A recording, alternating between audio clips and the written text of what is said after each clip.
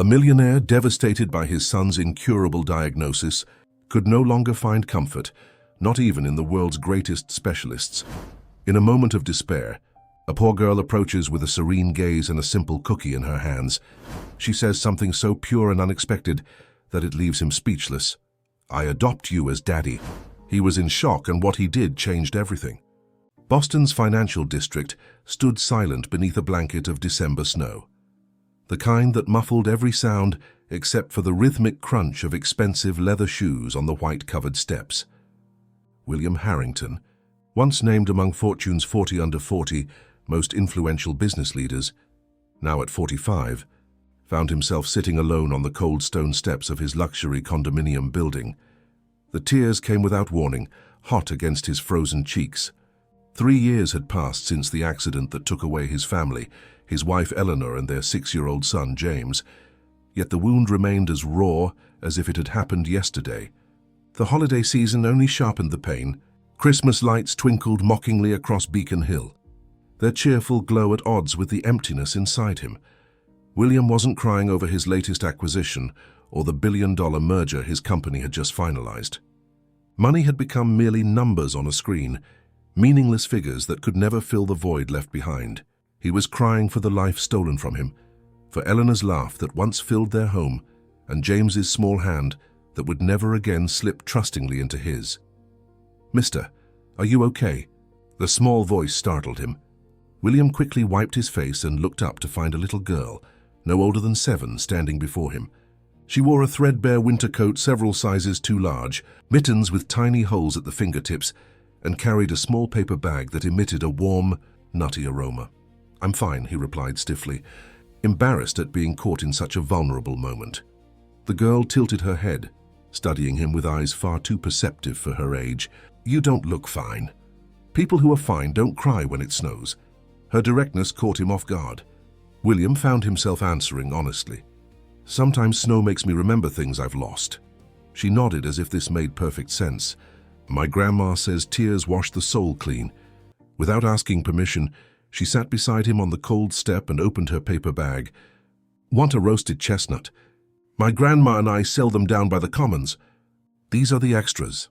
William hesitated before accepting one. The warm nut burned his cold fingers pleasantly. "Thank you. What's your name?" Lily Carson." She popped a chestnut into her mouth. "And you're the man who lives in the penthouse. I've seen you coming and going in your fancy car." William realized she must live nearby. "I'm William Harrington." "That's an awful long name. Can I call you Will?" No one had called him Will since Eleanor. He'd been William in boardrooms, Mr. Harrington to employees, Sir to service staff. The diminutive felt strange, almost intimate. "I suppose you can."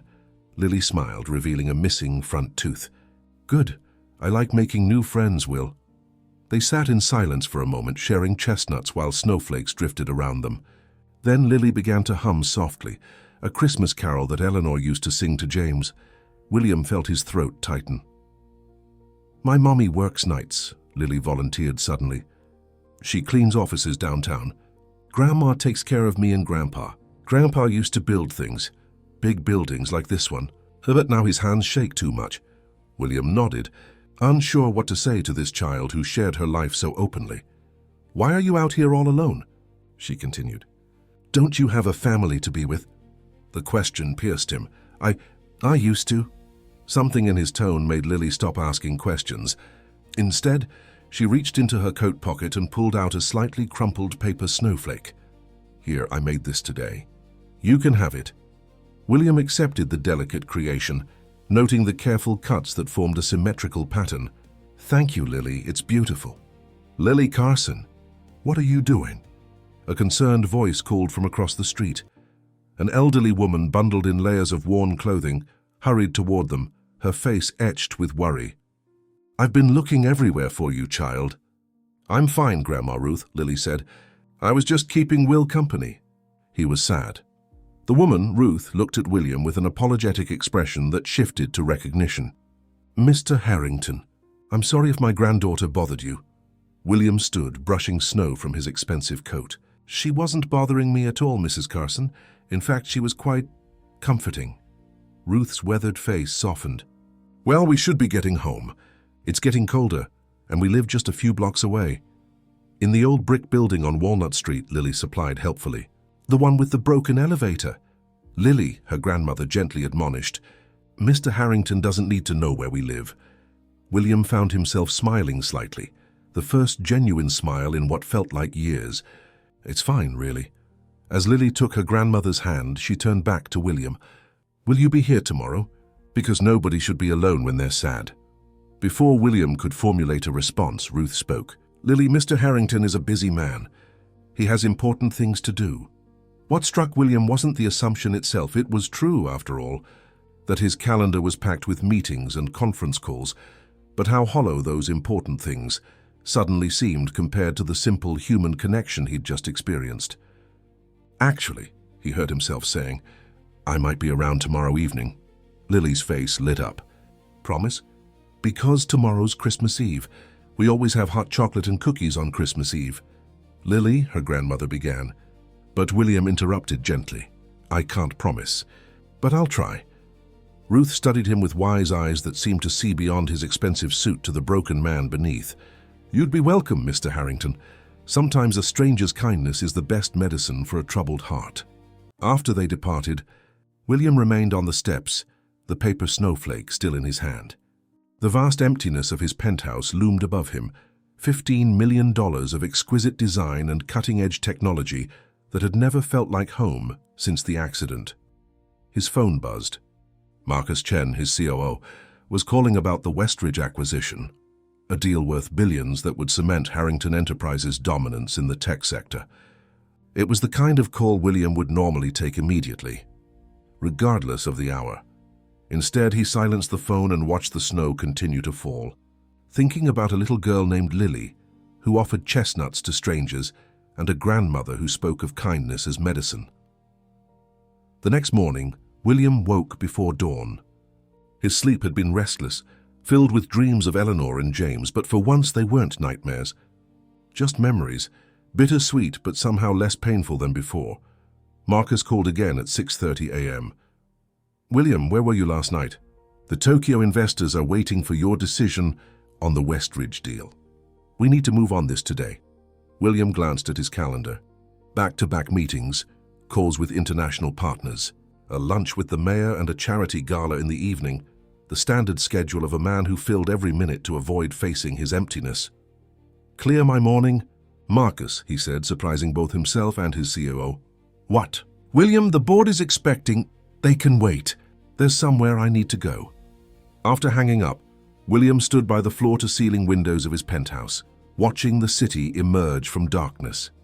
The snow had stopped, leaving Boston transformed into a winter wonderland.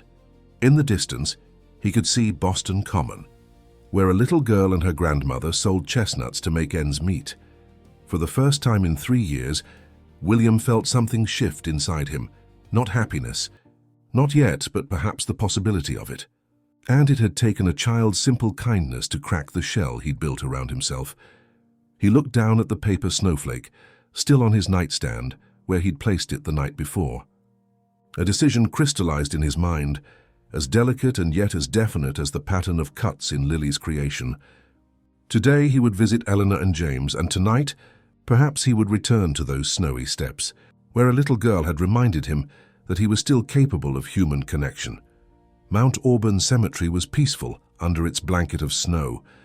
William stood before the twin headstones, marble monuments that seemed far too cold and formal to contain the warmth of the people they represented. He'd brought fresh flowers, Eleanor's favorite white roses and a small toy truck for James, and carefully brushed away the snow that had accumulated overnight. I met someone yesterday, William said softly, his breath forming clouds in the winter air. A little girl. She reminded me of you, James, that same fearlessness you had talking to anyone. He paused, his voice catching. And she has your kindness, Ellie. For 3 years, his visits to the cemetery had been silent, grief-stricken rituals. Today felt different. He wasn't just mourning. He was talking to them, sharing something new. I've been existing, not living. I know that's not what you'd want for me. William knelt in the snow, uncaring about his $1,000 suit pants. I'm thinking about trying something different today, just being present with someone. It feels terrifying. A small robin landed on Eleanor's headstone, its red breast bright against the white landscape. It tilted its head, studying William with a curious eye. James had loved birds, had a whole collection of books about them. The coincidence made William's breath catch. "Is that you giving me permission?" he whispered. The bird chirped once, then flew away, but William felt something loosen in his chest. Perhaps it was just his imagination, but it felt like a sign. As he stood to leave, his phone buzzed again. Marcus again. "The board is asking questions, William. This isn't like you." "I need today, Marcus." "Handle it. The Westridge deal. We'll still be there tomorrow." William ended the call and took one last look at the graves. "I'll try," he promised to himself as much as to Eleanor and James. "I'll try to find my way back." As dusk fell over Boston, William found himself once more on the steps of his building. He'd cancelled the charity gala, sending a sizable donation instead. He'd bought a bag of premium chocolates from a boutique chocolatier and a delicate glass snowflake ornament from a nearby gallery. Now he sat waiting, feeling oddly vulnerable. What if they didn't come? What if yesterday had been a random encounter, never to be repeated? Why did that possibility make his heart constrict? "You came back," Lily's voice cut through his thoughts. She was bouncing toward him, her too large coat flapping around her small frame, her grandmother following more sedately behind. "I told Grandma Ruth you would." "I said I'd try," William replied, surprised by the warmth that spread through him at her enthusiasm. "That means the same thing as a promise," Lily declared, with the absolute certainty of childhood. "Look, I made you something." She thrust a piece of paper at him. It was a crayon drawing of two figures, a tall man in what appeared to be a suit, and a small girl with yellow hair. "That's us," she explained unnecessarily. "I wrote Friends Forever because that's what we are now." William accepted the drawing carefully, as if it were as valuable as any of the original artworks hanging in his penthouse. "Thank you, Lily. I brought you something too." He offered the chocolates. "Fancy candy." Lily's eyes widened as she opened the box. "Grandma, look. They're shaped like seashells." Ruth smiled, her eyes crinkling at the corners. "That's very kind of you, Mr. Harrington." "William, please," he insisted, then cleared his throat. "I also brought this." He handed the glass snowflake to Ruth. "For your Christmas tree." "It's beautiful," she said, holding it up so it caught the light from a nearby street lamp. "But I couldn't possibly, please. It would mean a lot to me if you accepted it." Ruth studied him for a moment, then nodded. "Thank you, William." Lily had already popped one of the chocolates into her mouth, her expression rapturous. "These are better than any candy I've ever had." "Save some for your mother and grandfather," Ruth reminded her. "Speaking of which," Lily said, turning her attention back to William, "why are you sitting out here all alone on Christmas Eve? Don't you have a family dinner to go to?" Ruth gave her granddaughter a gentle, admonishing look. "Lily, that's a personal question," but William found himself wanting to answer. "No, it's all right. I lost my family. My wife Eleanor and our son James, they were taken from me in an accident 3 years ago." The words hung in the cold air between them. William had never spoken about it so directly to anyone outside his inner circle. It felt both painful and oddly freeing. Lily's face grew solemn. "That's why you were crying?" "Yes?" She considered this for a moment, then reached out and took his hand in her small mittened one. "My daddy left when I was a baby. Mom says he wasn't ready to be a father. It's not the same as your family, but I know what it's like when people go away and don't come back." The simple empathy in her words touched William deeply. Here was this child who had so little, offering comfort to him, who had everything money could buy but nothing that truly mattered. "Lily," Ruth said gently, "we should let Mr. Harrington William get back to his evening." "But it's Christmas Eve," Lily protested. "Nobody should be alone on Christmas Eve." She turned her earnest gaze to William. "Would you like to come have hot chocolate with us? Mom will be home by 9 and Grandpa makes the best hot chocolate in all of Boston." William hesitated. The invitation was tempting in a way he couldn't quite articulate. A modest apartment with this little family seemed infinitely more appealing than his empty penthouse, with its spectacular city views. "I wouldn't want to impose," he said, looking to Ruth. The older woman smiled. "You wouldn't be imposing at all. Our home isn't fancy, but it's warm, and there's always room for one more at our table." "Please say yes," Lily added. Grandpa tells the best stories and Mum made cookies before she left for work. Something within William, a wall he'd built around himself, began to crumble. I'd be honored to join you. The building on Walnut Street was indeed old, with a facade that spoke of better days. The elevator was out of order, as Lily had mentioned, forcing them to climb 4 flights of stairs. Ruth apologized repeatedly, but William found he didn't mind. There was something honest about the worn carpet and faded paint that made the place feel more genuine than his sterile luxury. The Carson apartment was small, but meticulously kept. Warm light spilled from modest lamps, and a small Christmas tree stood in the corner, decorated with handmade ornaments and twinkling lights. The scent of cinnamon and vanilla filled the air. "Grandpa, we brought a friend," Lily announced as they entered. An elderly man with a shock of white hair looked up from his armchair by the window.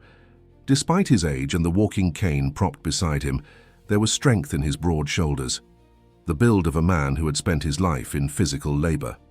"Well, now who's this?" he asked, his voice warm with interest. "This is Will," Lily said importantly. "He was sad, so I invited him for hot chocolate." "Joseph Carson," the old man said, extending a hand that trembled slightly. "Any friend of my Lily's is welcome here." William shook his hand, feeling calluses that spoke of decades of honest work. "William Harrington, thank you for having me." Recognition flickered in Joseph's eyes. "Harrington!" "Of Harrington Enterprises." William nodded, suddenly uncomfortable. His name often changed how people treated him, and he'd been enjoying the simple human connection without the baggage of his wealth and position. But Joseph merely nodded. "My crew helped build the foundation for your tower downtown. Back in '98, good solid work." "The best in the city," William agreed, relieved that Joseph seemed unimpressed by his status. "Lily, why don't you help me in the kitchen?" Ruth suggested, giving the men space to talk. As they disappeared into the kitchen, Joseph gestured to the chair opposite him. "Sit, Mr. Harrington. Tell me how you came to know my granddaughter." William sat, feeling strangely at ease in this humble apartment. "She found me, actually. I was having a difficult moment, and she offered me chestnuts and conversation." Joseph nodded, understanding in his eyes. "That sounds like our Lily. Never met a stranger she couldn't turn into a friend." He studied William for a moment. "You're carrying a heavy load, son." I recognize the look. I've seen it in the mirror. Something about the old man's directness invited honesty. "I lost my wife and son 3 years ago. The holidays are challenging." "Grief doesn't go away," Joseph said quietly. "That's the first lie people tell you, that time heals all wounds. It doesn't, but it can transform. The pain becomes a different kind of memory, less like a knife, more like a photograph you carry." William found himself nodding. "I've been trying to outrun it. Work more, build more, acquire more." "And how's that working out for you?" Joseph asked, not unkindly. "Not well," William admitted. "Hot chocolate delivery," Lily announced, returning with a mug that seemed almost too big for her hands. "With extra marshmallows because it's Christmas Eve." The hot chocolate was unlike anything William had tasted in years, rich and homemade, not the artisanal version his personal chef occasionally prepared. This was comfort in a mug, warming him from the inside in a way that went beyond temperature. "It's my secret recipe," Joseph said with a wink. "Been perfecting it for 50 years. "It's wonderful," William replied honestly. "Thank you." Lily had settled on the floor near his feet, organizing the chocolates he'd brought by shape and size before eating them. Her methodical approach reminded him painfully of James, who had sorted his toys the same way. "So, Mr. Harrington," Joseph continued, "Lily tells me you live in the big fancy building on Beacon Street." "The penthouse," Lily added importantly. "I bet you can see the whole city from up there." William nodded. "You can. But lately I haven't been looking much." Joseph's eyes were shrewd. "Too busy or too painful?" "Both, I suppose." The conversation flowed easily after that, moving from Joseph's days in construction to the changes in Boston over the decades. William found himself genuinely interested in the old man's perspective on how development had transformed neighborhoods, sometimes for better, sometimes not. "Your new tech campus in Seaport is bringing jobs," Joseph acknowledged, "but the rents around there have doubled, pushed out families who'd been there for generations." William hadn't considered this side effect of his company's expansion. "I hadn't thought about that aspect." Most developers don't, Joseph said without accusation. It's not malice, just different priorities. Before William could respond, the front door opened, letting in a gust of cold air and a woman in a cleaner's uniform. She looked exhausted, her dark blonde hair pulled back in a practical ponytail, her face showing the strain of a long day's work. "Mom!" Lily jumped up and ran to her, wrapping her arms around the woman's waist. "You're home early, and guess what? I brought a friend for Christmas Eve." The woman looked up, her tired eyes widening as she registered William's presence. "Oh, I'm sorry, I didn't know we had company." She quickly tried to smooth her rumpled uniform. "Sarah, this is William Harrington," Ruth introduced. "Lily met him yesterday and invited him to join us tonight." "Harrington?" Sarah echoed, recognition flickering across her features. "As in—" "He was sad and alone," Lily interrupted, "so I told him nobody should be alone on Christmas Eve." Sarah's face softened at her daughter's explanation. "Well, Lily's right about that." She extended her hand to William. "Sarah Carson, please excuse my appearance. The office buildings I clean aren't exactly concerned with how late they keep their cleaning staff on Christmas Eve." William shook her hand, struck by the quiet dignity in her bearing despite her obvious fatigue. "It's a pleasure to meet you, Sarah, and please don't apologize. I'm the one who should be apologizing for intruding on your family evening." "Nonsense," Joseph cut in. "The more the merrier at Christmas." Sarah smiled at her father, then turned back to William. "Well, you're very welcome here, Mr. Harrington." "William, please." "William," she nodded. "If you'll excuse me for just a moment, I'd like to freshen up."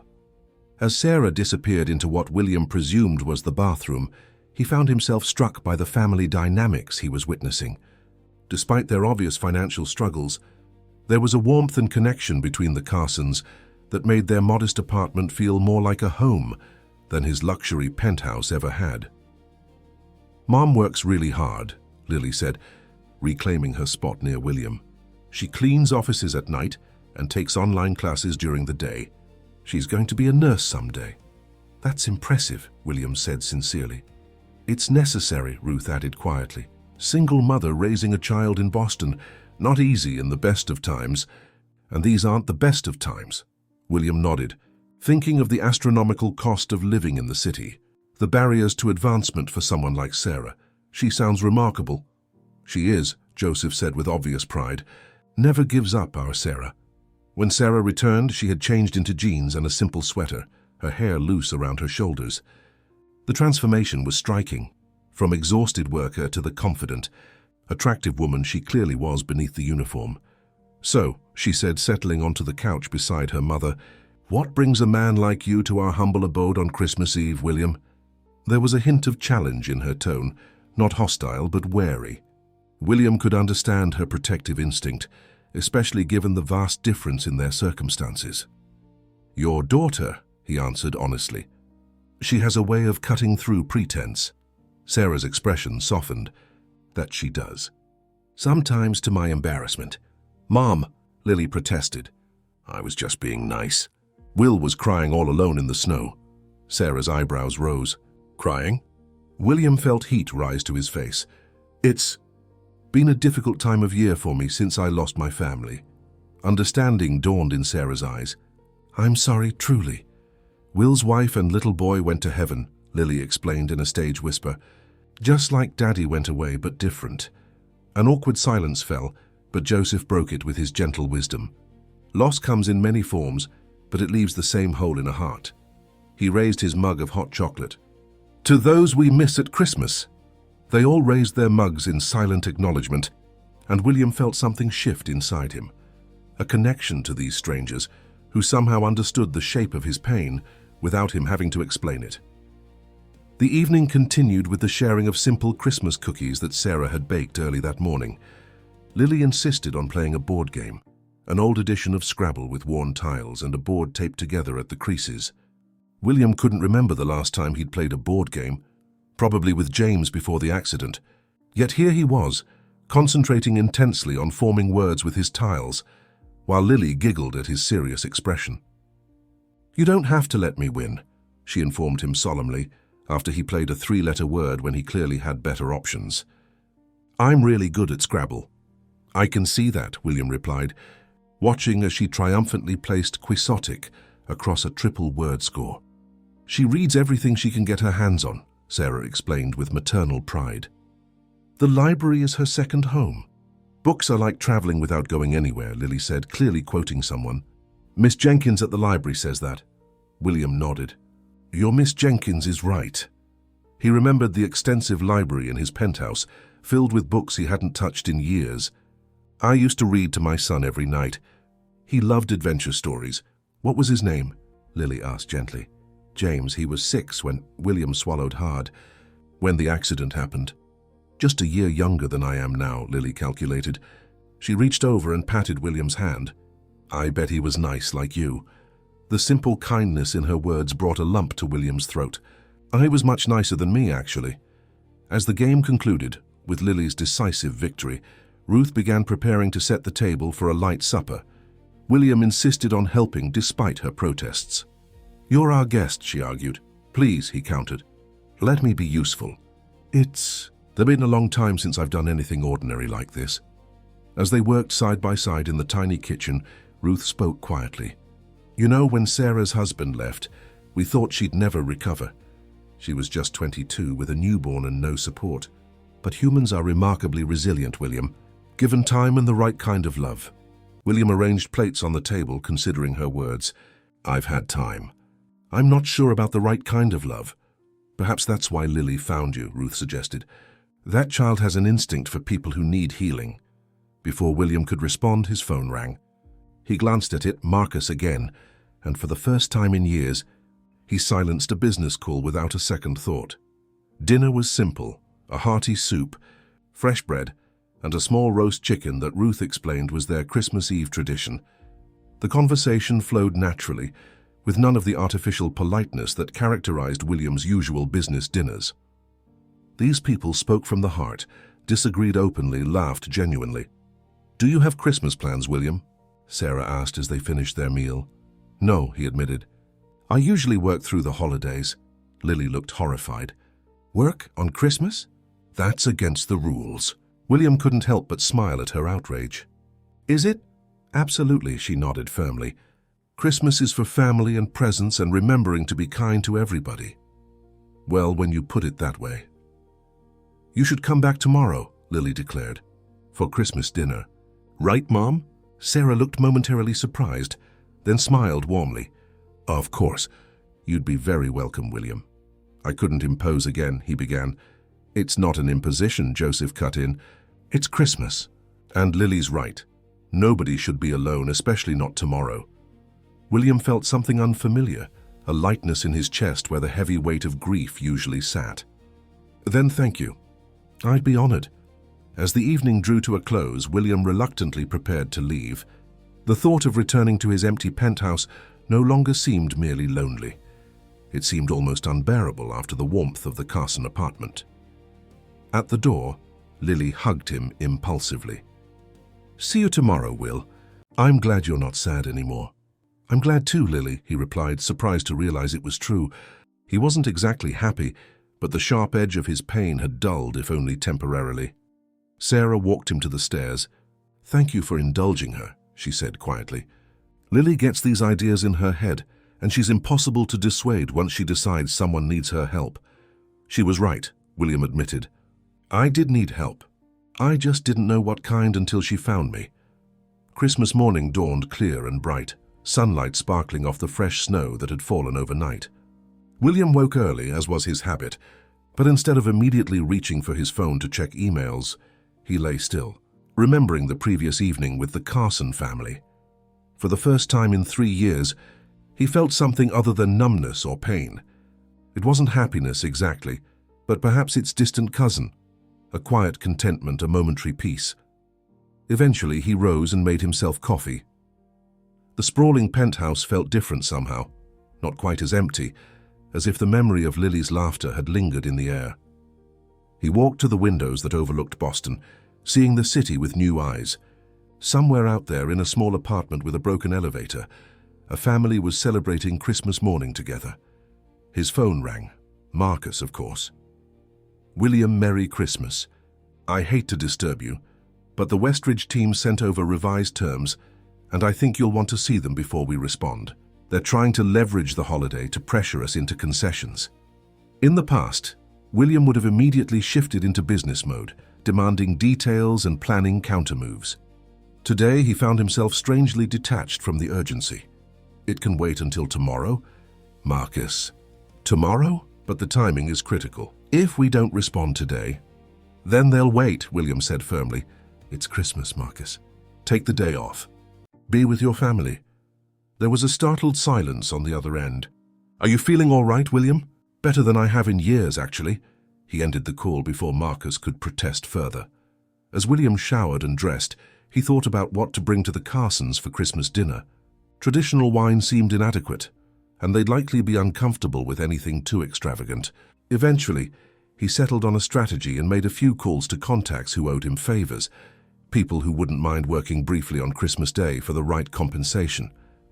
By noon, William was walking the few blocks to the Carsons building, carrying several packages wrapped in simple red paper. The neighborhood looked different in daylight, less affluent than his own, certainly, but with a character and history that Beacon Hill sometimes lacked beneath its polished historic facade. As he approached the building, he noticed a man in a suit affixing something to the front door. Drawing closer, William saw it was a notice of some kind. The man departed quickly, not making eye contact with the residents coming and going. Curiosity piqued, William paused to read the notice once the man had left. It was an announcement of a substantial rent increase, effective in 30 days. The language was coldly legal, but the message was clear. Many residents would be priced out of their homes. The building owner, Eastland Properties LLC, cited necessary renovations and market adjustments as justification for the nearly 40% increase. William frowned, recognizing the tactic.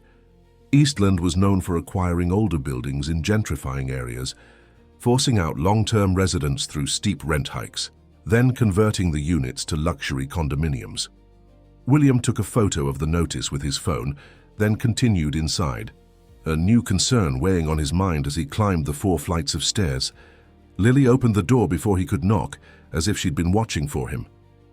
"Will, you came. Merry Christmas." She wore a red dress that looked new but not expensive, her hair tied back with a festive ribbon.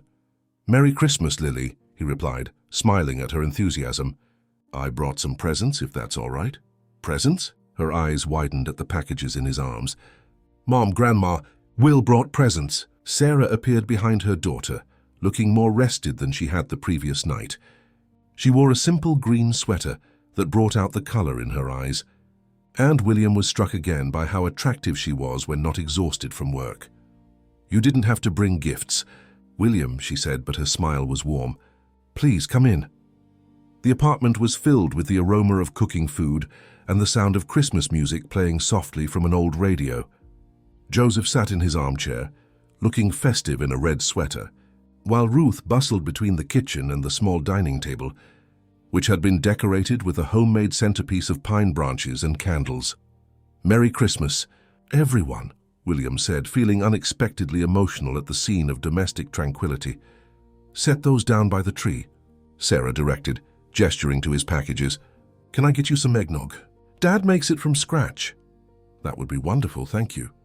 As Sarah went to the kitchen, Lily took William's hand and led him to the small sofa. "We already opened our presents this morning," she informed him. "I got books and new mittens and a science kit from Santa." "That sounds perfect," William replied. "I'm sorry I missed it." "It's okay. You're here now." She lowered her voice to a whisper. "Did you see the bad paper on the door downstairs?" So she had noticed. William nodded. "I did. Grandma was crying when she read it. She thinks I didn't see, but I did." Before William could respond, Sarah returned with a glass of eggnog. "Here you are. Dad's special recipe. Careful, it's got a kick." William accepted the glass gratefully. "Thank you. It smells delicious." Joseph raised his own glass in a toast. "10 to new friends at Christmas." They all raised their glasses, but William couldn't help noticing the strain behind Ruth's smile. The notice downstairs had clearly cast a shadow over their celebration. "Is everything all right?" he asked quietly when Lily had gone to help her grandmother in the kitchen. Sarah hesitated, then sighed. "We just got some bad news. The building owner is raising the rent by almost 40%. We can't afford that." Not with Dad's medical bills and my tuition. I saw the notice, William admitted. Eastland Properties isn't known for their compassion. You know them. I know of them. They have a reputation in real estate circles. He paused. How long have you lived here? All my life, Sarah replied. Mom and Dad moved here when they got married. I grew up in this apartment. Now Lily is growing up here. Her voice caught. At least she was.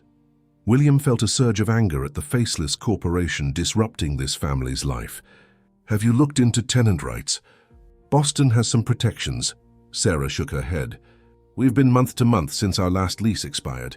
They're within their rights, she forced a smile. But it's Christmas, and I refuse to let this ruin our day. We'll figure something out. Dinner was a masterpiece of home cooking, a small turkey with all the traditional sides, prepared with obvious care despite limited resources. The conversation flowed easily, with Lily keeping everyone entertained with stories from school and Joseph sharing tales of Christmases past. Yet William couldn't shake the knowledge that this might be their last Christmas in this home. The thought bothered him more than he would have expected a few days ago. After dinner, they gathered around the small tree for gift opening. William felt suddenly self-conscious about his packages. These aren't anything extravagant, he assured them. Just small tokens of my appreciation for your kindness. You didn't need to bring anything, Ruth protested. I wanted to, William insisted. Please. Lily, appointed as gift distributor, carefully read the tags and handed out William's presents. For Joseph, there was a rare book on Boston's architectural history that William had found in his own library. For Ruth, a delicate cashmere scarf in a soft blue that complemented her eyes. For Sarah, a gift certificate for a day spa. Everyone deserves pampering sometimes, William explained when she protested. And for Lily, a collection of classic children's books that had been James's favorites, delivered from William's penthouse that morning. These were my sons, he explained, as Lily reverently opened the beautifully bound collection.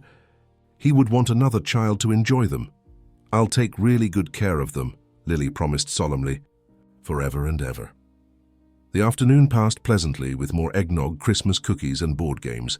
William couldn't remember the last time he'd spent hours simply enjoying the company of others, with no agenda, no business to discuss, no networking to accomplish. As dusk fell, Sarah disappeared into her bedroom and returned with a small wrapped package. We have something for you too, she said. Offering it to William, he accepted it with surprise. You didn't have to. We wanted to, she interrupted, echoing his earlier words. It's not much, but William unwrapped the package carefully, revealing a hand-knitted scarf in deep blue wool. Ruth made it, Sarah explained. We started it last night after you left. Worked on it in shifts. William ran his fingers over the soft wool, deeply touched by the gesture. It's beautiful. Thank you.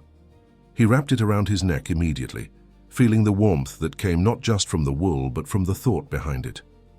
Blue suits you, Ruth observed with satisfaction. Brings out your eyes. Later, as William prepared to leave, Joseph asked for a private word. They moved to the small kitchen, while the others cleaned up in the living room. I want to thank you, Joseph said, his voice low, for giving us a bright spot in what might otherwise have been a difficult day. I should be thanking you, William replied honestly. You've shown me what I've been missing. Joseph nodded, understanding in his eyes. I saw your face when Sarah mentioned the rent increase. You're troubled by it. I am. It seems wrong, displacing families who've built their lives here. That's business, Joseph shrugged. Or so they say. Not all business has to be heartless, William said, an idea beginning to form in his mind. Joseph studied him thoughtfully. No, I suppose it doesn't. He patted William's shoulder. Whatever you're thinking, son, remember that proud people sometimes need help in ways that preserve their dignity. William nodded, taking the wisdom to heart. I understand. As Sarah walked him to the door, William found himself reluctant to leave. The contrast between the warmth of the Carson apartment and the cold emptiness of his penthouse seemed starker than ever. Thank you again for including me today, he said. It's been healing. Sarah smiled, and William noticed how it transformed her face, erasing the worry lines that had appeared when she discussed the rent increase. You're welcome any time, William, truly. In the hallway, away from Lily's ears, William asked, May I inquire about your plans? With the rent situation, I mean. Sarah's smile faded. Honestly, I don't know. We've been saving for months, so I could cut back my hours when clinical rotations start for my nursing program. This wipes out that plan completely. William spent the next few days in a flurry of activity, much to the bewilderment of his executive team. He cancelled meetings, delegated decisions that would normally require his personal attention, and spent hours on phone calls with contacts in Boston's real estate sector. "Are you having some kind of midlife crisis?" Marcus asked bluntly, after William postponed a board meeting for the third time. "First you disappear on Christmas Eve, then you're unreachable on Christmas Day, and now you're more interested in some random apartment building than the Westridge acquisition." "I'm reprioritizing," William replied calmly, "and I'm still handling the Westridge deal, just not at the expense of everything else." Marcus looked skeptical, but knew better than to push further. In the 15 years they'd worked together, he'd never seen William so focused on something outside the business. By New Year's Eve, William had what he needed: property records, financial statements, building inspections, and most importantly, a clear understanding of Eastland Properties' position. The company was over-leveraged, having expanded too quickly in a cooling market. They needed cash and were counting on the quick conversion of buildings like the Carsons into luxury units to shore up their balance sheet. William could work with that.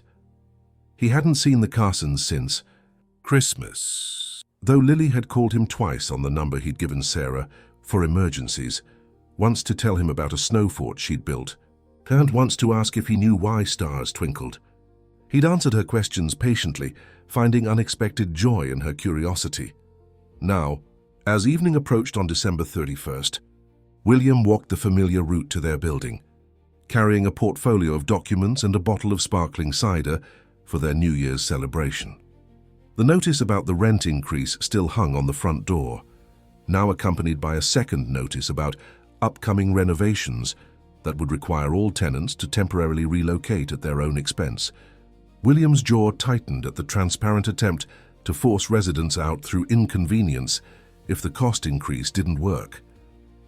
When he reached the Carsons' apartment, it was Joseph who answered his knock. The old man looked frailer than William remembered, his face drawn with worry despite his welcoming smile. "William, we weren't expecting you." Come in, come in." Inside, the apartment felt different. The Christmas decorations were gone and boxes were stacked against one wall. Ruth was at the table with Sarah, surrounded by papers, both looking stressed and tired. "Will." Lily's delighted cry broke the tension as she ran from her bedroom to greet him. "You came back. Are you here for our New Year's party?" "It's just us because Grandpa isn't feeling good. But we're going to have sandwiches cut in special shapes and watch the ball drop on TV." "That sounds wonderful," William replied, bending down to accept her hug. "And yes, I'd love to join your party if that's all right with everyone." Sarah stood, smoothing her hair self-consciously. "William, what a surprise. Of course you're welcome, though as Lily said, it's not much of a party." "Any celebration with friends is special," he said, offering the sparkling cider. "I brought a contribution." "How thoughtful." Ruth took the bottle with a smile that didn't quite reach her eyes. "I'll put this in the refrigerator." William gestured to the boxes. "You're packing already?" Sarah sighed. "Just getting a head start. We need to find a place by the end of January, and affordable apartments in Boston don't exactly grow on trees." "Have you had any luck?" "Nothing we can afford that's close enough to Lily's school and my clinical rotation site. We might have to split up temporarily. Lily and Mom could stay with my cousin in Somerville while Dad and I find something else." The thought of this close-knit family being separated bothered William deeply. "Before you make any decisions, I'd like to share something with you, all of you if possible." Joseph gestured to the living room.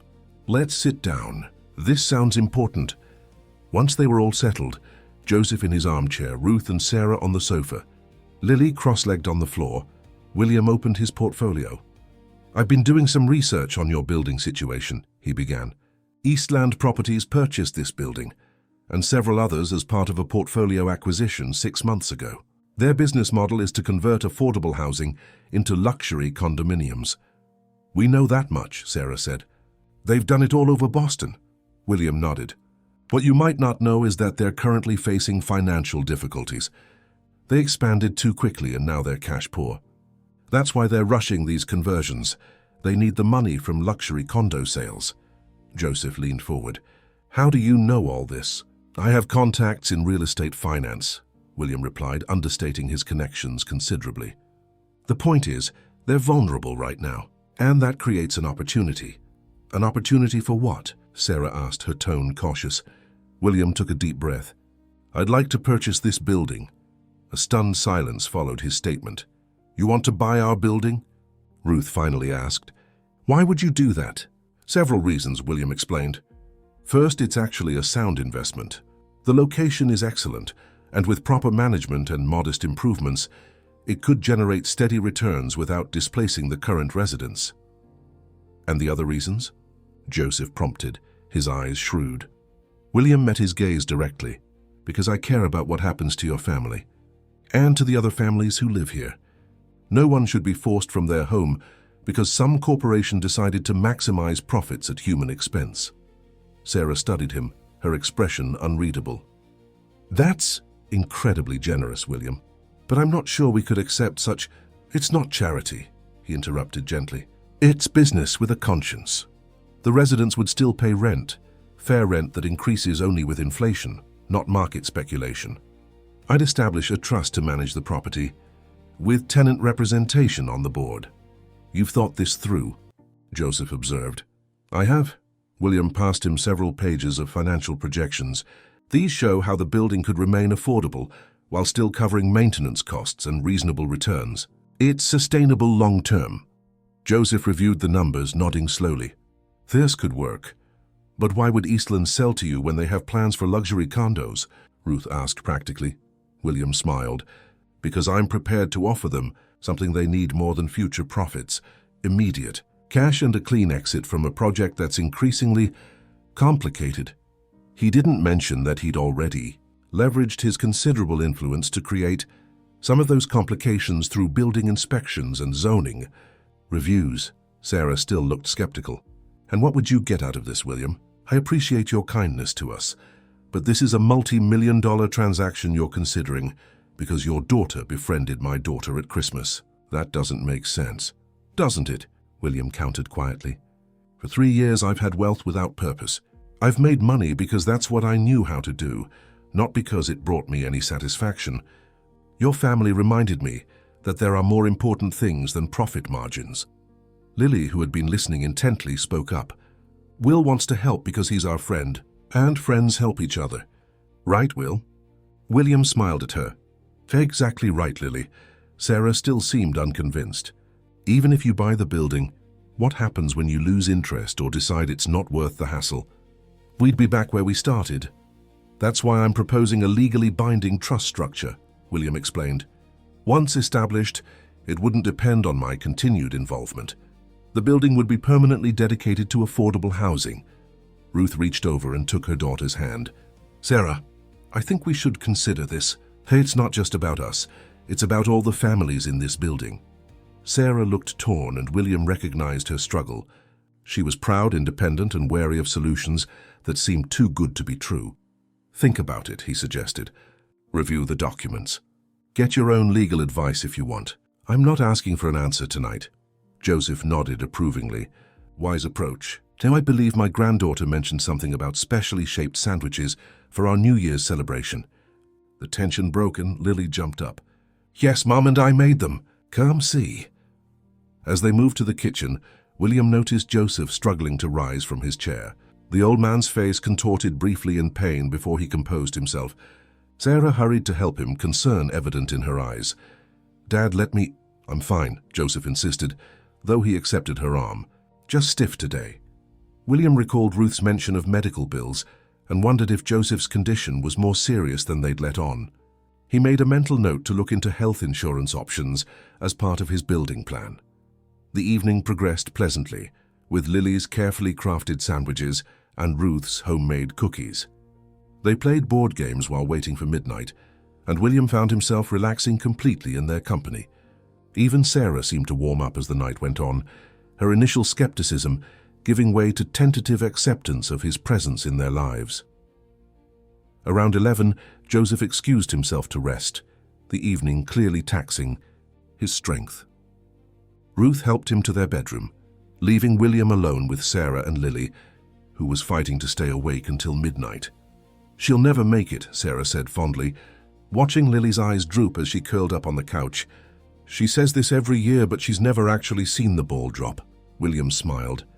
"Determination runs in the family, I see." "Stubbornness," my mother would say. Sarah's expression grew serious. "William, about your offer. You don't need to decide anything now."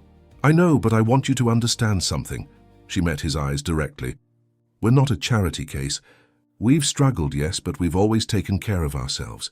"I never thought otherwise," William assured her. "That's why my proposal is structured as it is. Sustainable, not dependent on ongoing charity." Sarah nodded slowly. "I appreciate that, and I'm not dismissing your offer. Fair's just overwhelming. A week ago you were a stranger. Now you're offering to buy our building." "When you put it that way, it does sound rather abrupt," William acknowledged with a smile. "But sometimes life changes course unexpectedly. Meeting your family has shifted something in me, reminded me of things I'd forgotten." "What things?" she asked softly. "That business decisions affect real people, that wealth brings responsibility, that a home is more than just real estate." He paused. "That human connection matters more than anything else." Sarah studied him, as if seeing him clearly for the first time. "You're not what I expected, William Harrington." "What did you expect?" "Someone more corporate, cold, detached." "I was all those things," he admitted. "For a long time after I lost my family, I shut down emotionally. Work became my only focus because it didn't require feeling anything. And now," William glanced at Lily, sleeping peacefully on the couch, "now I'm remembering how to feel again. It's uncomfortable sometimes, but necessary." Sarah smiled, a genuine, warm smile that transformed her face. "Well, for what it's worth, I like this version of you better." "So do I," William replied honestly. They talked quietly until midnight approached. Ruth rejoined them, reporting that Joseph was resting comfortably. As the TV showed the crowds gathering in Times Square, William felt a strange sense of rightness, as if this modest apartment with these kind people was exactly where he was meant to be on this night that symbolized new beginnings. When the ball began its descent, Sarah gently woke Lily. "Almost midnight, sweetheart. You made it this year." January brought a harsh cold snap to Boston, coating the city in ice and filling emergency rooms with slip-and-fall victims. Among them, on a particularly treacherous morning, was Joseph Carson. William received the call from Ruth while in the middle of a board meeting. He didn't hesitate, immediately excusing himself despite the startled expressions of his executives. Within 20 minutes, he was at Massachusetts General Hospital, where he found Ruth, Sarah, and Lily huddled anxiously in the waiting room. "William!" Lily ran to him, her face streaked with tears. "Grandpa fell down. He was getting the mail and the steps were all icy." William knelt to her level, his heart aching at her distress. "I'm so sorry, Lily. What have the doctors said?" "They're still examining him," Sarah explained, her voice strained. "They mentioned possible hip fracture, maybe some other complications because of his age and existing conditions." Ruth looked years older, her hands trembling as she clutched her purse. "He's been having balance issues lately. We should have gone with him to get the mail." "This isn't your fault," William assured her, settling into a chair beside them. "Do those things happen, especially in weather like this?" "Thank you for coming," Sarah said quietly. "You didn't have to." "Of course I did." "You're—" William paused, realizing the truth of what he was about to say. "You're important to me. All of you." A doctor appeared then, clipboard in hand. "Carson family?" They all stood, and William stepped slightly back, unsure if he should intrude on this private moment. But Sarah reached for his hand, drawing him forward with them. The news was mixed. Joseph had indeed fractured his hip, requiring surgery, but there were additional concerns. His heart showed signs of strain, and his overall condition was complicated by advancing Parkinson's disease, which the family had been managing quietly for several years. "He'll need the surgery," the doctor explained, "followed by extensive rehabilitation, and frankly, those stairs in your building will be impossible for him to navigate during recovery. Do you have options for ground floor living arrangements?" Ruth and Sarah exchanged worried glances. "We'll figure something out," Sarah said, though her voice lacked conviction. "I may have a solution," William interjected. "If you'll allow me." The next few days passed in a blur of activity. Joseph underwent successful surgery, while William accelerated his negotiations with Eastland Properties. Using a combination of financial pressure, regulatory leverage, and a very generous offer, he closed the deal in record time. By the time Joseph was ready for discharge, William had not only purchased the building, but had already begun renovations on a vacant ground-floor apartment. "I can't believe you did all this so quickly," Sarah marveled as she toured the renovated space. What had been a rundown one-bedroom unit was now a comfortable, accessible apartment with widened doorways for a wheelchair, grab bars in the bathroom, and a hospital bed in the bedroom. "Money speeds up construction schedules," William replied pragmatically. "And I have good contacts. Still, this is..." Sarah gestured around the transformed space. "This is extraordinary." William shrugged, uncomfortable with her gratitude. It's what needed to be done. The day Joseph came home from the hospital, the entire building seemed to turn out to welcome him. Neighbors brought food, offered help, and expressed relief that they wouldn't be losing their homes after all.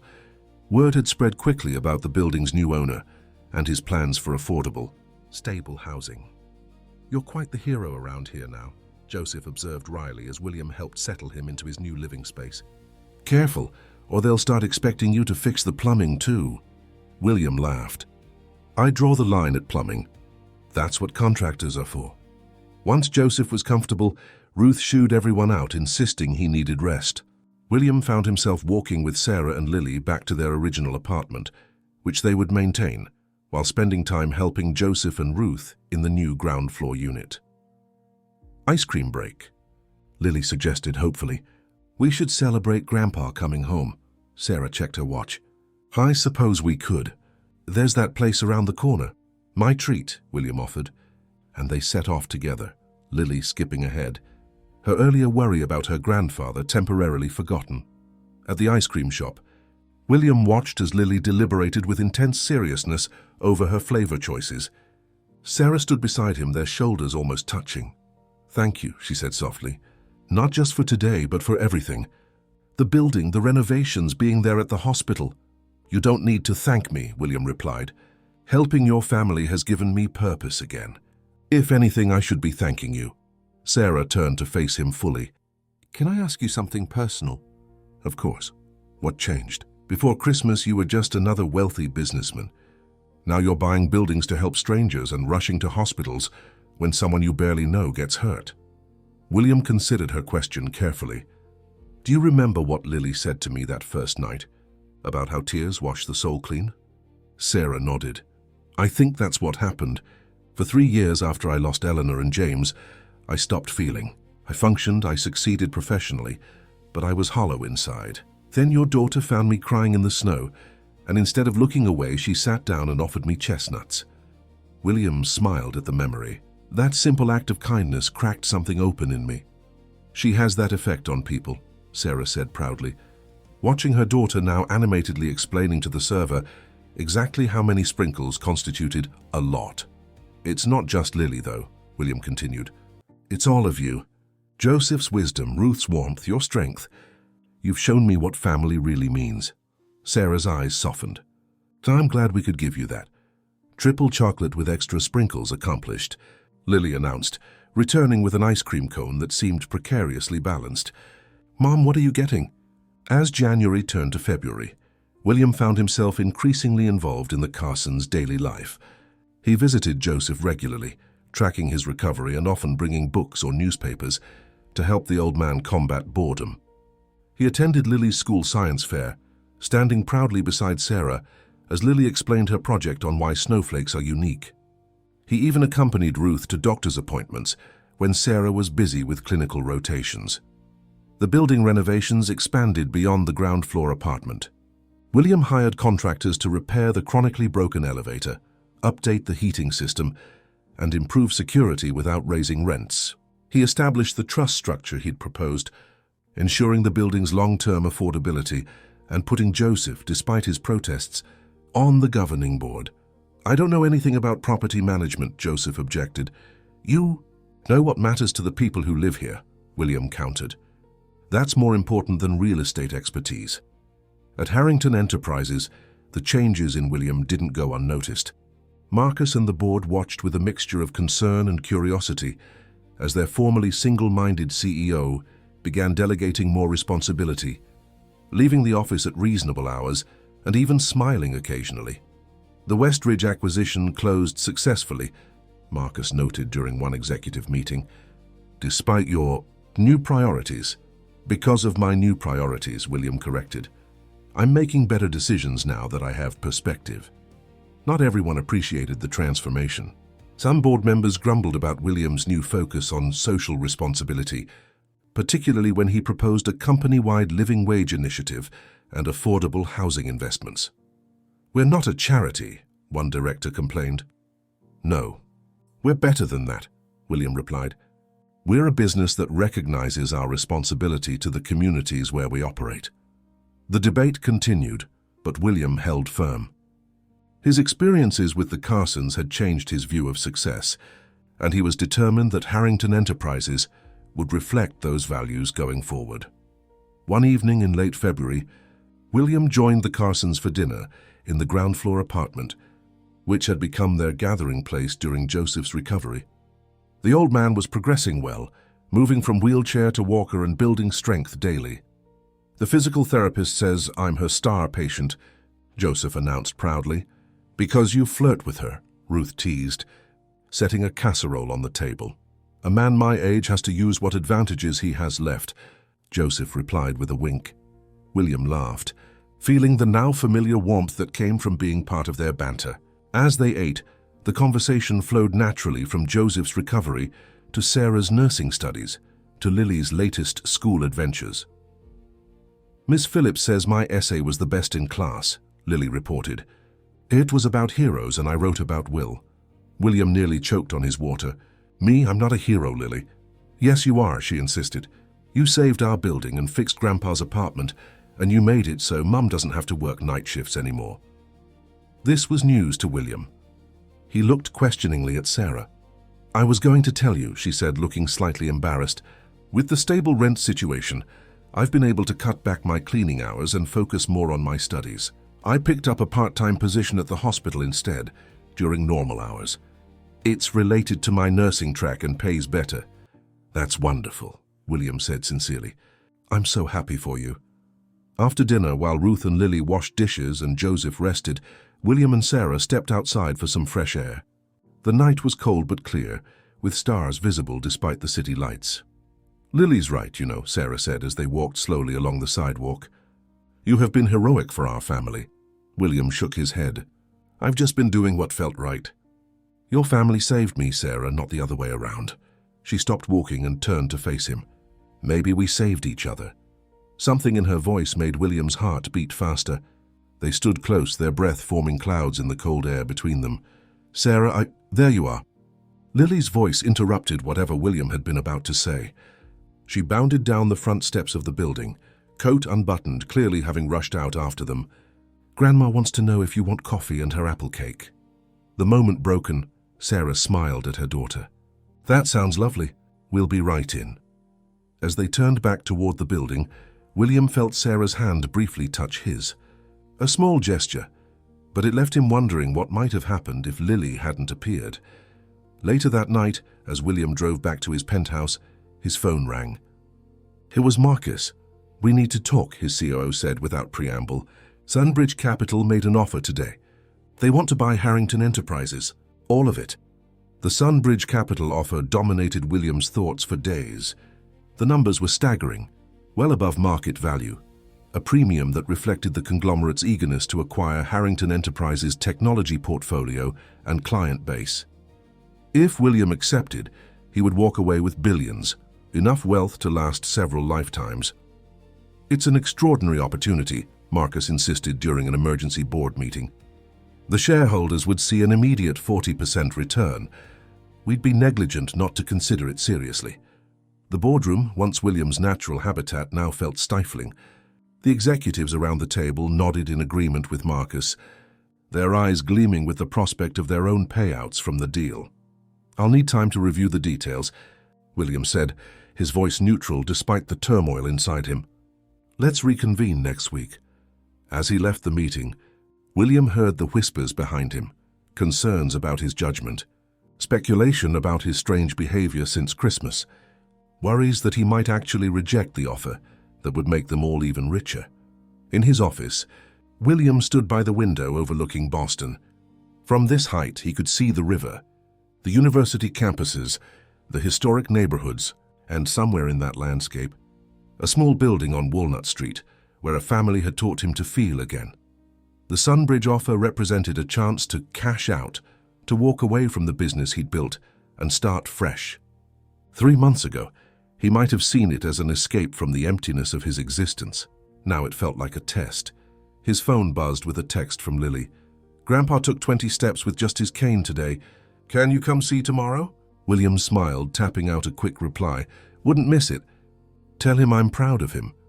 The contrast between the warmth of that simple exchange and the cold calculation of the boardroom couldn't have been starker. That evening, instead of working late as he once would have, William drove to Mount Auburn Cemetery. The winter landscape was stark but peaceful as he made his way to Eleanor and James's graves. He hadn't visited since Christmas Eve, he realized with a pang of guilt. "I'm sorry it's been a while," he said softly, brushing snow from the markers. "Things have been changing." William sat on the cold bench facing the graves, gathering his thoughts. "I met a family. They've shown me what I've been missing these past 3 years, what I was probably missing even before I lost you." The silence of the cemetery enveloped him, but it felt comforting rather than oppressive. "There's this little girl. Lily, she reminds me of you sometimes, James. That same curiosity, to that openness to the world." He smiled at a memory. "And her mother, Sarah. She's extraordinary. Strong, determined, loving." William paused, feeling a complex mix of emotions. I think I might be falling in love again, Ellie. And part of me feels guilty about that, like I'm betraying what we had." A gentle breeze stirred the bare branches overhead, sending a dusting of snow onto the path. "The company's been offered a buyout. Massive money." The old me would have seen it as a victory lap, proof of success. William shook his head. "Now I'm not sure what success even means anymore." He sat in silence for a while, watching the lengthening shadows of evening. Finally, he stood and placed his hand on Eleanor's headstone. "I'll always love you both. Nothing will ever change that.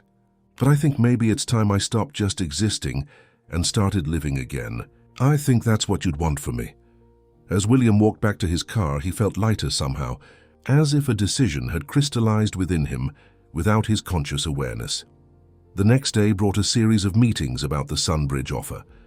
Financial analysts, lawyers, and consultants paraded through William's office, all extolling the benefits of the deal, all assuming his eventual acceptance was a foregone conclusion.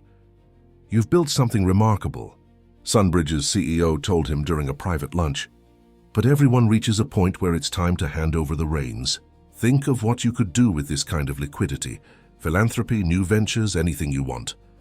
William nodded politely, but his mind was elsewhere.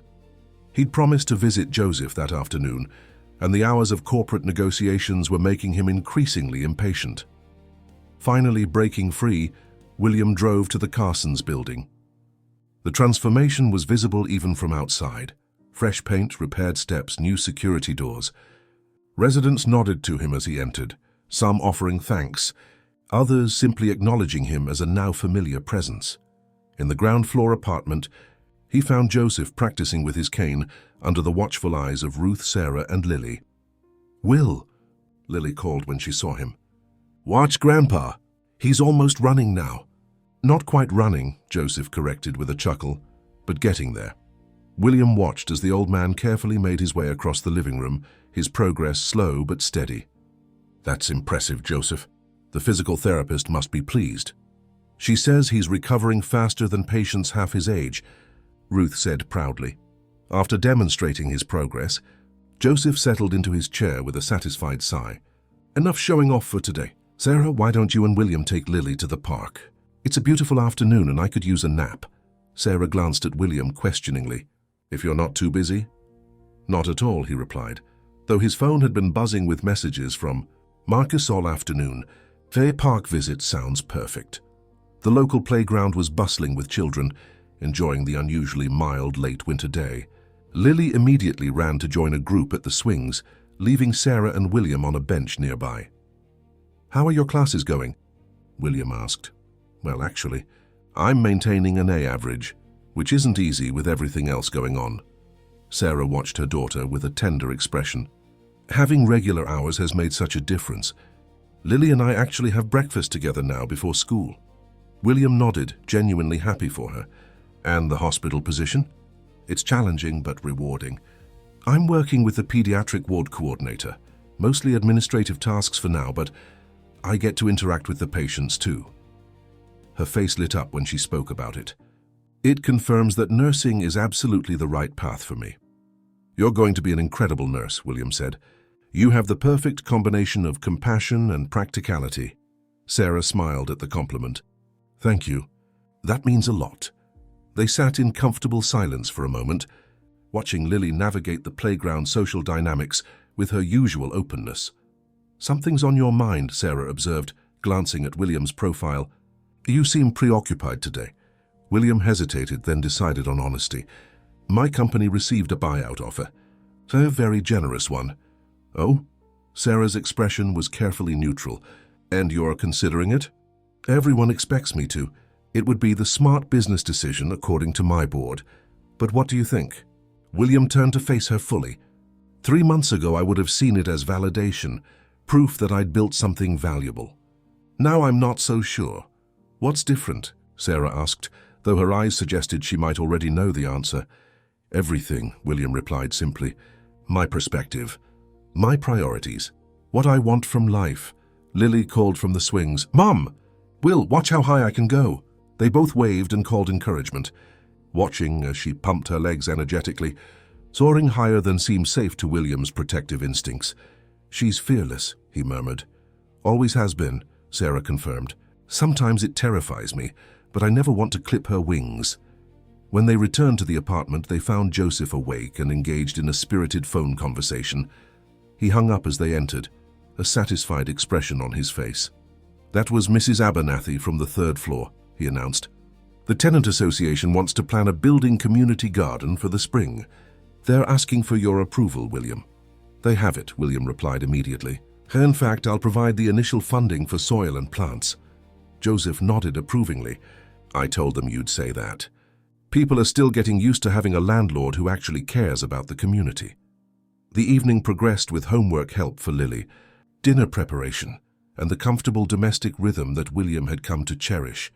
As he chopped vegetables at Sarah's direction, he found himself imagining more evenings like this, years of them, stretching into a future that suddenly seemed full of possibility rather than emptiness.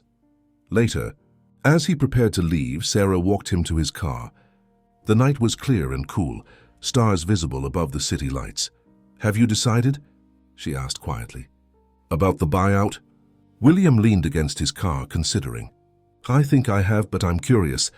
What would you do if you were me?" Sarah thought for a moment. "I can't pretend to understand the business aspects, but I know that decisions based solely on money rarely lead to happiness." "That's been my experience," William agreed. "When my ex-husband left," Sarah continued, "he said he felt trapped by family life. He wanted freedom, adventure, the chance to find himself." She shook her head at the memory. "Last I heard, he was on his 2nd divorce and miserable in Arizona." "Some people don't recognize what matters until it's gone," William said. "And some people," Sarah added, meeting his eyes, "are fortunate enough to get a second chance to discover it." The moment stretched between them, filled with unspoken meaning. Then Sarah smiled and stepped back. "Whatever you decide about your company, William, know that you'll always have a place at our table." Those words stayed with William as he drove back to his penthouse. A place at their table. Such a simple thing, yet it represented everything he'd been missing. The next morning, William called an emergency board meeting. The executives arrived expecting an announcement about accepting the Sunbridge offer. Instead, they found William calmly outlining his vision for the company's future. Independent, focused on sustainable growth, and committed to social responsibility. "I'm rejecting the Sunbridge offer," he concluded, ignoring the shocked expressions around the table. "Harrington Enterprises is not for sale." "William," Marcus sputtered, "you can't be serious. The premium they're offering is substantial, yes, but some things are worth more than money." William stood, signaling the end of the discussion. My decision is final. Those who wish to remain with the company under this direction are welcome. Those who don't, I understand, and I'll ensure fair severance packages. He left the boardroom amid a chorus of protests and arguments, feeling strangely peaceful. For the first time in years, perhaps ever, his business decisions aligned perfectly with his personal values. It was liberating. Spring arrived in Boston with a burst of color and renewal. The community garden Joseph had mentioned took shape in the building's small courtyard, with residents of all ages participating in the planting. William often joined them on weekends, enjoying the simple satisfaction of working with his hands in the soil.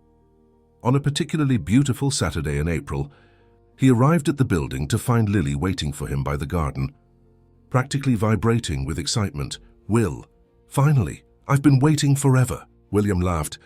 I'm right on time according to my watch. Well, your watch is slow, she declared, grabbing his hand. Come on, I have something super important to show you. She led him not to the garden, but to the small playground area he'd had installed behind the building. The swings and climbing structure were already popular with the building's children, but today Lily bypassed them, heading for the wooden bench beneath a flowering dogwood tree. Sit here, she instructed, her expression suddenly serious. William complied, curious about her mysterious behavior. What's this about, Lily? It's about family, she said solemnly. And choices. William's eyebrows rose. That sounds very profound. It is profound, she agreed, clearly enjoying the word. I've been thinking a lot about families and how they get made. Oh? Lily nodded, her expression earnest. Some families are born like me and Mom and Grandma and Grandpa. We're family because of blood. William nodded, wondering where this was going. But some families are chosen, Lily continued. Like when people get married or adopt kids. They decide to be family. That's true, William agreed. Lily took a deep breath as if preparing for something momentous. I've made a decision. I want to adopt you as my dad. William felt his heart stop, then restart with a painful lurch. What? I want to adopt you as my dad, she repeated, her blue eyes serious and determined.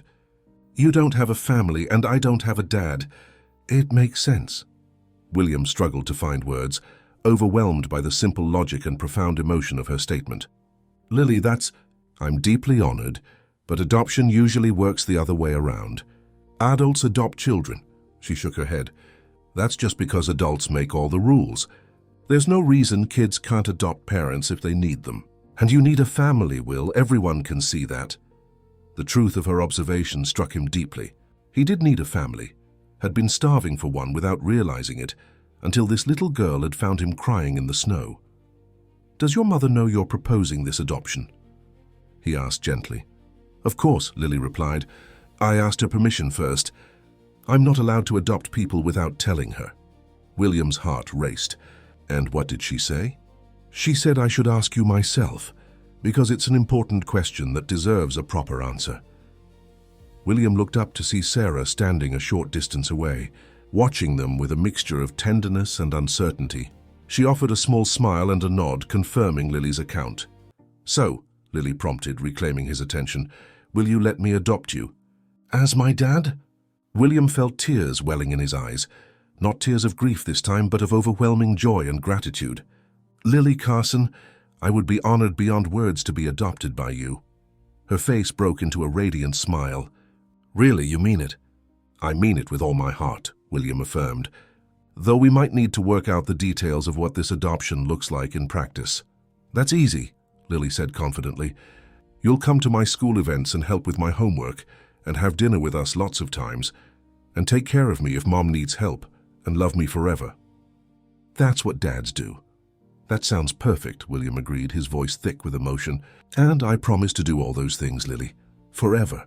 She threw her arms around his neck in a fierce hug. I knew you'd say yes. Now we're family for real. Over Lily's shoulder, William saw Sarah approaching, her eyes suspiciously bright. I hear. Congratulations are in order, she said softly. For both of you. Your daughter is very persuasive, William replied, standing with Lily still clinging to him. And very wise. She gets that from her grandfather, Sarah said, along with her stubborn streak. I'm not stubborn, Lily protested, finally releasing William. I'm determined. There's a difference, Sarah laughed. Of course there is. Why don't you go tell Grandma and Grandpa the good news? They're in the garden. Once Lily had dashed off, Sarah turned to William. I hope you didn't feel pressured.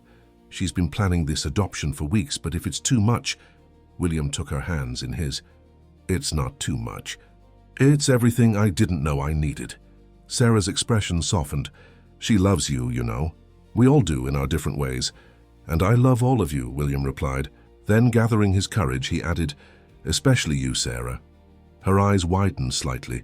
William, I don't expect anything, he said quickly. I know this is complicated. I'm technically your landlord. There's our age difference, and you have Lily to consider. But I wanted you to know how I feel. Sarah studied him for a long moment, then stepped closer. Complicated doesn't mean impossible, she said softly. And some things are worth figuring out no matter how messy the process might be. William felt hope bloom in his chest. Does that mean... It means, Sarah interrupted with a smile, that I'd like to see where this goes. Slowly, carefully, with Lily's well-being as our priority. I wouldn't want it any other way, William assured her. 1 year to the day after Lily had found William crying on the snowy steps, they returned to that same spot. But this time, William wasn't alone or in pain. He stood with Lily, Sarah, Ruth, and Joseph, now fully recovered and walking with only occasional use of a cane. The building behind them had been transformed, not into luxury condominiums, but into a vibrant, affordable community where families could put down roots without fear of displacement. It's strange to think how much has changed in just 1 year, Sarah mused, her hand resting comfortably in William's. All because Lily decided to share her chestnuts with a sad stranger, Ruth added, smiling at her granddaughter. Lily, now 8 and even more confident, grinned up at William. I knew you were special, even when you were crying. You were right, William acknowledged. You saw something in me that I'd forgotten was there. As they stood together,